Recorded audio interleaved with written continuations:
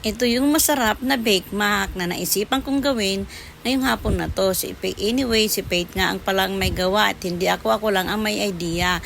Ayan, ang kanyang ingredients ay bawang, sibuyas, at ang macaroni noodles na nilaga na nga natin at ready na siya.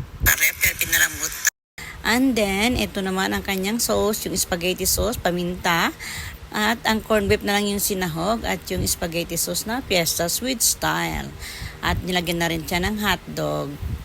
Very rush lang yung aking pagbibideo guys kasi nakalimutan ko kanina. So yung cheese, siyempre hindi pwedeng tawagin bake mac kung wala siyang cheese. Ayan, si Faith nga pala yung nagluto nito guys. Kasi si Faith naman, yung aking bunso ay mahilig din talaga siya magluto-luto. And then gumawa na nga si Faith ng pan-toppings. Ayan, ang star margarine ang kanyang ingredients.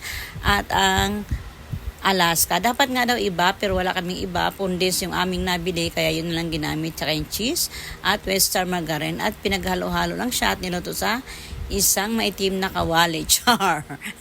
So ayan, nung maluto na nga yung noodles at saka yung sauce ay pinag-combine na natin siya ng mabuti para talagang yung lasa niya ay lumabas.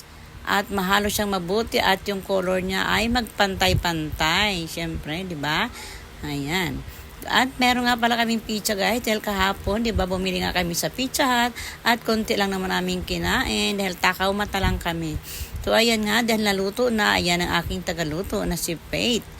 Ayan. At nilagay na nga yung topping sa ibabaw para siya maging bake mac. So, dahil kami ay medyo hindi mayaman, kaya wala kaming